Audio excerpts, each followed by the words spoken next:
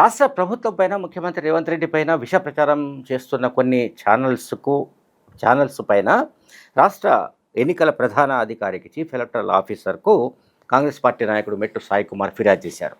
ఈ ఫిర్యాదులో భాగంగా టీవీ న్యూస్ తెలుగు, అట్లాగే signal TV and mirror TV, Telugu scribe, news line Telugu, అట్లాగే వైఆర్ టీవీ, ఫ్రీలాన్స్ రిపోర్టర్ రఘువీర్ రాథోడ్ ఈ మొత్తం 7 ఛానల్స్ పైన ఫిర్యాదు చేశారు. ఎవరు? కాంగ్రెస్ పార్టీ ఫిర్యాదు చేసింది. కాంగ్రెస్ పార్టీ నాయకుడు మెట్టు సాయి కుమార్ ఫిర్యాదు చేశాడు.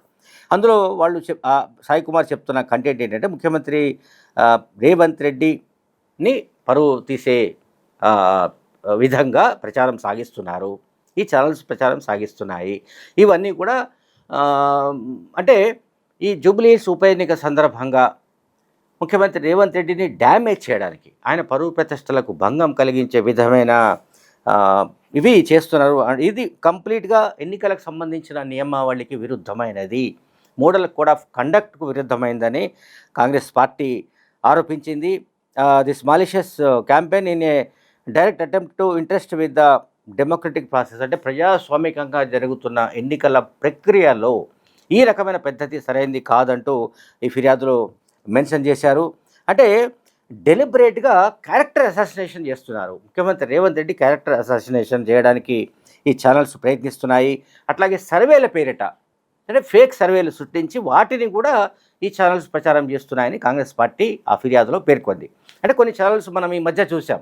ఆ సర్వేలో ఏంటంటే 55%, 60%, 70% మొత్తం ఒకవైపే ఉన్నట్టు, అంటే బీఆర్ఎస్ వైపే ఉన్నట్టు, ఇంకా కాంగ్రెస్ పార్టీకి దిక్కు లేనట్టు, కాంగ్రెస్ పార్టీ సంబంధించిన వాళ్లను ప్రజలు పరిగెత్తిస్తున్నట్టు, అంటే వాళ్ళను రానివ్వకుండా చేస్తున్నట్లు, ఈ రకమైన అంటే మంత్రుల్ని కానీ కాంగ్రెస్ నాయకుల్ని కానీ ప్రజలు దగ్గరికి రానివ్వడం లేదనో, లేకపోతే ముఖ్యమంత్రి రేవంత్ రెడ్డి పైన క్యారెక్టర్ అసాసినేషన్ చేస్తూ జరుగుతున్న ప్రచారం పైన వీళ్ళు కాంగ్రెస్ పార్టీ నాయకులు ఫిర్యాదు చేశారు. సో దీనికి సంబంధించి, అంటే ఈ ప్రచారానికి సంబంధించిన వీడియో క్లిప్స్, ఆడియో క్లిప్స్ వీటినంటి కూడా వాళ్ళు జతపరిచారు. ఇది కంప్లీట్గా డిఫమేటరీ కిందకి తీసుకోవాలి, అంటే క్రిమినల్ డిఫమేషన్ యాక్ట్ కింద కూడా ఇదంతా వస్తుంది. డిఫమేటరీ అంటే పరువుకు భంగం కలిగించే విధమైన చర్యలు ఏవైతే ఈ ఛానల్స్, ఈ TV channels, social media platforms ఏవైతే చేస్తున్నాయో వీటిపైన తక్షణం ఎన్నికల సంఘం చర్యలు తీసుకోవాలని కూడా ఇందులో కాంగ్రెస్ పార్టీ నాయకులు కోరారు. మనం ఈ మధ్య చూస్తే గడిచిన కొద్ది రోజులుగా, అంటే ఆల్మోస్ట్ ఒక 5-6 రోజులుగా మనం గమనిస్తే ఈ ఎన్నికల ప్రచారంలో, జూబ్లీహిల్స్ ఎన్నికల ప్రచారంలో ఎవరి ప్రచారం వారిది, వాళ్ళది, అట్లాగే ఎవరి ప్రచార స్టైల్ వాళ్ళది, మనం ఎవరు కాదనడానికి లేదు.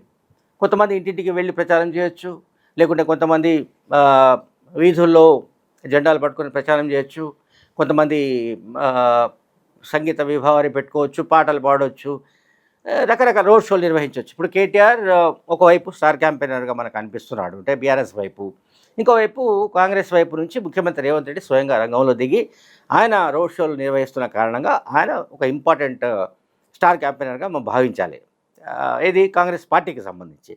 సో వీళ్ళిద్దరి రోడ్ షోలతో జూబ్లీహిల్స్ కాన్స్టిట్యుయెన్సీ హోరెత్తుతోంది. ఇది మనం ప్రతిరోజు గమనిస్తున్నాం. అయితే ఇక్కడ జరుగుతున్నది ఏమిటంటే, గడిచిన 5-6 రోజులుగా చాలా పక్కడబందిగా ఒక ప్రణాళికాబద్ధంగా కాంగ్రెస్ ఎట్లా డ్యామేజ్ చేయాలి, అంటే కాంగ్రెస్ వైపు ప్రజలు లేరు, కాంగ్రెస్ ప్రజలు వ్యతిరేకిస్తున్నారు, ఈ ప్రభుత్వం పట్ల ప్రజల వ్యతిరేకత ఉంది, ప్రభుత్వం గతంలో ఎన్నికలకు ముందు ఇచ్చిన హామీలను నెరవేర్చలేదు, అట్లాగే ఏదో ఇక రకరకాలుగా వాళ్ళు ప్రచారాన్ని సాగిస్తున్నారు. ఇందులో ఈ ఫేక్ సర్వేలది చాలా కీలకమైన పాయింట్. ఈ ఫేక్ సర్వేలు ఎందుకు ముందుకొచ్చాయంటే, మూడ్ ఆఫ్ ద పీపుల్ డిఫరెంట్గా ఉంది. Mood of the people as of November 4వ తేదీ వరకు మూడ్ ఆఫ్ ద పీపుల్ ఏంటంటే ఆల్మోస్ట్ అధికార పార్టీ వైపు ప్రజలు మొగ్గు చూపుతున్నట్టుగా ఒక వాతావరణం ఉంది. అయితే ఈ వాతావరణం మొత్తాన్ని మార్చాలంటే ఏం చేయాలి? కొన్ని ఫేక్ న్యూస్లు నిర్వహించాలి. ఆ ఫేక్ న్యూస్ను నిర్వహించి ఆ ఫేక్ న్యూస్ల ద్వారా, ఆ ఫేక్ సర్వేల ద్వారా ఫలానా అంటే బీఆర్ఎస్ పార్టీ వైపు ప్రజలు ఉన్నారు, మహిళలు బీఆర్ఎస్ వైపే ఉన్నారు, యువత బీఆర్ఎస్ వైపే ఉన్నారు, అండ్ ఉద్యోగులు బీఆర్ఎస్ వైపే ఉన్నారు, అండ్ ఇంకే వ్యాపారులు బీఆర్ఎస్ వైపే ఉన్నారు, మైనార్టీలు బీఆర్ఎస్ వైపే ఉన్నారు. అంటే మొత్తం అందరూ బీఆర్ఎస్ వైపే ఉన్నారు. ఇంకెవరు ఏ పార్టీ వైపు లేరు. బీజేపీ వైపు లేరు, కాంగ్రెస్ వైపు లేరు. ఆ రకమైన సర్వేలు నిర్వహించినట్టుగా చెబుతూ ఆ సర్వేలను ఈ XYZ ఏవైతే ఇప్పుడు 7 ఛానల్స్ ఏదైతే కాంగ్రెస్ పార్టీ నాయకులు మెట్టు సాయి కుమార్ మరికొంతమంది ఫిర్యాదు చేశారో అందులో మెన్షన్ చేసిన 7 ఛానల్స్తో పాటుగా ఇంకా బీఆర్ఎస్ ప్రాయోజిత సోషల్ మీడియా ప్లాట్ఫామ్స్ పైన పెద్ద ఎత్తున విజృంభిస్తున్నారు. అంటే నిజానికి ఈ ప్రచారము స్వైర విహారం చేస్తున్నట్టుగా కూడా మనం భావించాలి. స్వైర విహారం మామూలుగా కాదు. అంటే ప్రజలు ఒక ఒక రకమైన ఆలోచనతో ఉన్నారనుకుందాం ఫర్ ఎగ్జాంపుల్. లేదా ఇప్పటికీ ఇంకా ఒక నిర్ణయం తీసుకోలేని పరిస్థితుల్లో ఉన్నారనుకుందాం. మనం కారు గుర్తుకు ఓటు వేయాలా, లేకుంటే చేతి గుర్తుకు ఓటు వేయాలా, లేకుంటే కమలం గుర్తుకు ఓటు వేయాలా, ఈ 3 పార్టీలో ఎవరిని సెలెక్ట్ చేసుకోవాలి అనే విషయంలో ఇంకా ఒక నిర్ణయం తీసుకునే ఓటర్లు కానీ, లేదా ఆల్రెడీ అరే కాంగ్రెస్ అయితే బాగుంటుందనో, లేదంటే బీజేపీ ఉంటే బాగుంటుందనో అనుకునే వాళ్ళు ఎవరైనా ఉంటే అటువంటి వాళ్ళ మైండ్ని మొత్తంగా అంటే దీన్ని ఏమంటాం మనము సాధారణంగా థాట్ పోలీసింగ్ అంటాం. థాట్ పోలీసింగ్ అంటే మీ ఆలోచనలను దారి మళ్లించడం. అంటే మీరు కాంగ్రెస్కు వేయాలనుకున్న వాళ్ళు కూడా వాళ్ళు దారి తప్పి మళ్ళీ బీఆర్ఎస్ వైపు షిఫ్ట్ అయ్యేటట్టు. ఇది థాట్ పోలీసింగ్ అంటే. థాట్ పోలీసింగ్ అంటే ఏం లేదు. మీరు ఏదైతే ఆలోచిస్తుంటారో ఆ ఆలోచనలను మళ్ళించడం. మీరు ఇట్లా కాదు ఇట్లా ఆలోచించాలి. మీరు కాంగ్రెస్ వైపు ఓటు వేయాలనుకుంటున్నారేమో కాంగ్రెస్కు వేయకండి, మీరు బీఆర్ఎస్ వైపు ఓటు వేయండి. ఈ రకమైన థాట్ పోలీసింగ్తో కూడా ఈ క్యాంపెయిన్ కొనసాగుతున్నట్టు కనిపిస్తుంది. ఈ ట్రెండ్ ఇది ఇవాళ జూబ్లీహిల్స్ ఎన్నికలో మాత్రమే కనిపిస్తున్న దృశ్యమేం కాదు ఇది. ఇది ఇంతకుముందు కూడా బీఆర్ఎస్ పార్టీ నాయకత్వం చేసిన వ్యవహారమే. బీఆర్ఎస్ నాయకత్వం ఇందులో పండిపోయింది, బాగా పండిపోయింది. అంటే ఈ రకమైన వ్యవహారాలు థాట్ పోలీసింగ్ చేయడం కానీ, లేకుంటే ప్రజల్ని బ్రెయిన్ వాష్ చేయడం కానీ. ఇప్పుడు ఇంతకుముందు ఒక ఓటర్ చెప్పాడు, ఒకళ్ళిద్దరు ఓటర్లు చెప్పింది ఏంటంటే కేటీఆర్ మంచి ఇన్ఫ్లుయెన్సర్స్ గురించి మనం వింటూ ఉంటాం. అంటే ఇన్ఫ్లుయెన్స్ చేయడం, ప్రజల్ని ఇన్ఫ్లుయెన్స్ చేయడానికి ఏం చేయాలి, ప్రజలు ఏం ఆలోచిస్తున్నారో దానికి విరుద్ధమైన ఆలోచనలను అతని బ్రెయిన్లో గుప్పించాలి. అంటే వాళ్ళు ఆ రకంగా ఆలోచించకుండా వాళ్ళు బీఆర్ఎస్ వైపు రావాలి. వాళ్ళు కారు గుర్తుకు మాత్రమే ఫిక్స్ అయిపోవాలి.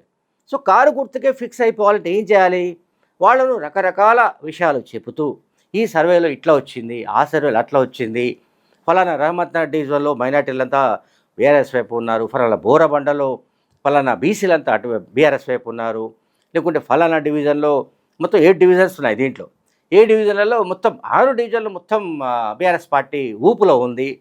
ఇంకొక డివిజన్ ఏదో కొద్దిగా స్వల్ప ఆధిక్యంలో కాంగ్రెస్ కనిపిస్తోంది. సో ఈ రకమైన క్యాంపెయిన్, ఈ రకమైన ఏదైతే మెటీరియల్ను వాళ్ళు పంపింగ్ చేస్తున్నారో ప్రజల్లో, ఇది ప్రజల్ని ఎంత ప్రభావితం చేస్తుందనేది పక్కన పెడితే ఎంతో కొంత ప్రభావితం చేసే అవకాశం అయితే ఉంటుంది. మరీ పూర్తిగా ప్రభావితం చేయడానికి లేదు.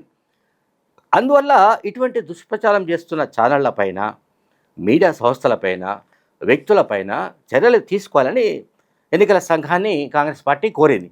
సరే, ఎన్నికల సంఘం ఏం నిర్ణయం తీసుకుంటుంది ఏమిటన్నది చూడాల్సి ఉంది. Thank you very much.